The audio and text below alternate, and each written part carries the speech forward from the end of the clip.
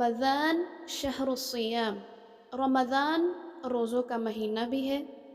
روزہ اس ماہ کی جو ہے وہ خصوصی عبادت ہے جو شعبان المعظم 2 ہجری میں فرض کیا گیا۔ نبی کریم صلی اللہ علیہ وسلم نے اپنی زندگی میں 9 برس جو ہے وہ رمضان المبارک کے روزے رکھے۔ روزہ پہلی امتوں پر بھی فرض تھا، جیسا کہ اللہ تعالیٰ کا قرآن ارشاد فرماتا ہے، یا ایہا الذین آمنوا کتب علیکم الصیام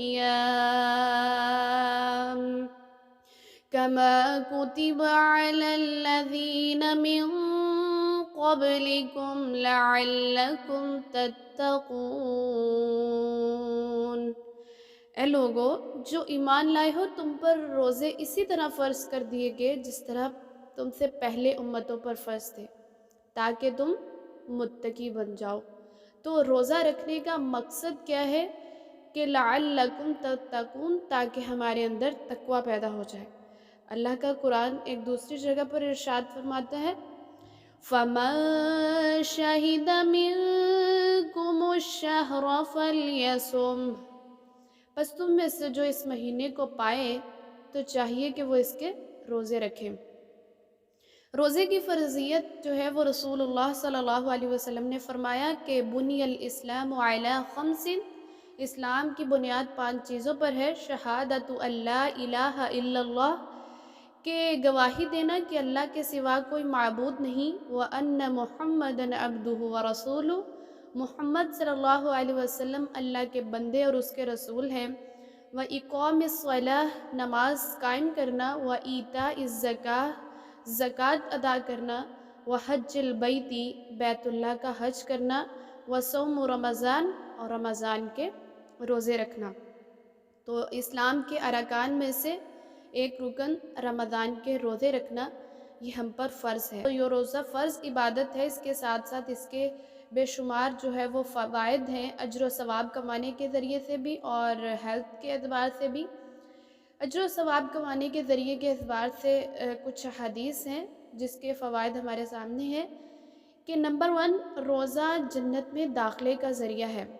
ابو امامہ رضی اللہ تعالی عنہ صحابی ہیں کہ وہ رسول صلی اللہ علیہ وسلم سے سوال کرتے ہیں کہ انہیں جنت میں داخلے کے بارے میں کوئی ایسا عمل بتائیں جو جنت میں داخلے کا سبب بن جائے۔ تو آپ صلی اللہ علیہ وسلم نے فرمایا، علیک بالصوم فإنہ لأمثل لہ، تم روزے کو لازم پکڑ لو کیونکہ اس کے مانند کوئی چیز نہیں۔ یہ سنن نسائی کی روایت ہے۔ اس کے بارے میں روزے کا دوسرا فائدہ یہ ہے کہ روزے دار کے لیے جنت میں خصوصی دروازہ ہے، یعنی اسپیشل گیٹ ہے اس کے لیے۔ نبی صلی اللہ علیہ وسلم نے فرمایا، ان فی الجنت بابا یقال لہ ریان یدعى یوم القیامت یقال این الصائمون فمن كان من الصائمین دخلہ ومن دخلہ لم یظمع ابدا۔ سنن ابن ماجہ کی روایت ہے کہ جنت میں ایک دروازہ ایسا ہے جسے ریان کہا جاتا ہے۔ قیامت کے دن پکارا جائے گا، روزہ رکھنے والے کہاں ہیں؟ چنانچہ جو شخص روزہ رکھنے والوں میں سے ہوگا وہ اس میں داخل ہو جائے گا، اور جو اس میں داخل ہو گیا اسے کبھی پیاس نہیں لگے گی، کیونکہ اس نے دنیا میں جو ہے وہ پیاسا رہا، روزہ رکھتا تھا۔ تو اس لیے جب جنت میں جائے گا تو اس دروازے سے، باب الریان سے اسے پکارا جائے گا، تو یہ اسپیشل گیٹ ہوگا جو روزے داروں کو وہاں سے گزارا جائے گا۔ نمبر 3، روزے کا فائدہ یہ ہے کہ روزہ آگ سے بچاؤ کا ذریعہ بھی ہے۔ نبی صلی اللہ علیہ وسلم نے فرمایا، ما من عبد یصوم یوما فی سبیل اللہ الا بعد اللہ بذلک اليوم وجہہ عن النار 70 خریفا۔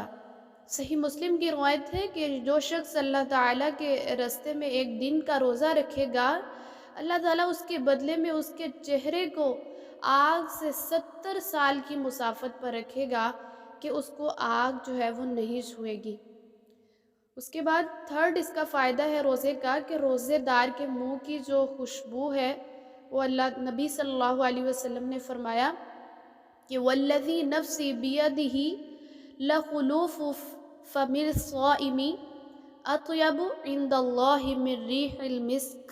صحیح بخاری کی روایت ہے کہ قسم ہے اس ذات کی جس کے ہاتھ میں میری جان ہے، روزے دار کے منہ کی جو خوشبو ہے وہ اللہ تعالیٰ کو مشک کی خوشبو سے بھی زیادہ پسندیدہ ہے۔ یعنی روزہ رکھتے ہیں اور ہمارے جو ہے وہ بھوکا رہ کر ہمارے منہ سے ایک سمیل آتی ہے تو اللہ تعالیٰ کو وہ خوشبو مشک کی خوشبو سے بھی زیادہ پسندیدہ ہے، سبحان اللہ۔ اس کے بعد نیکسٹ فائدہ ہے کہ روزے کی جزا اللہ تعالیٰ خود دے گا۔ رسول اللہ صلی اللہ علیہ وسلم نے فرمایا کل عمل ابن آدم له الا الصیام فانہ لی وانا اجزی بہ۔ صحیح بخاری کی روایت ہے ابن آدم کے تمام اعمال اس کے لیے ہیں سوائے روزے کے، بے شک وہ میرے لیے ہے اور میں خود اس کا بدلہ دوں گا۔ اور یہ ایک بہت بڑے شرف کی بات ہے کہ اللہ تعالیٰ ہر عمل کا جو ہے وہ اجر تو 10 گنا بتائیں، 700 گنا جو ہے وہ بتایا جائے، 700 گنا بتایا جائے، لیکن اللہ تعالیٰ نے جو ہے وہ روزہ جو ہے وہ ہم نے اللہ تعالیٰ کے لیے رکھا ہے اور اس کی جزا بھی اللہ تعالیٰ خود ہی دیں گے۔ یعنی اس کی جزا جو ہے وہ اس کی کیپیسٹی بتائی نہیں گئی، اس کے اخلاص کے اعتبار سے اللہ تعالیٰ وہ اس کو اس کا اجر دیا جائے گا۔ اور اس کا ایک اور فائدہ یہ ہے کہ روزہ ڈھال بھی ہے۔ رسول اللہ صلی اللہ علیہ وسلم نے فرمایا الصیام جنۃ من النار کجنۃ احدکم من القتال۔ روزہ آگ سے ڈھال ہے، جس طرح لڑائی میں تم میں سے کسی کی ڈھال ہوتی ہے کہ وہ لڑائی میں جنگ میں جانے کے لیے ڈھال لیتا ہے، تو اس طرح روزہ آگ سے ڈھال بن جائے گا۔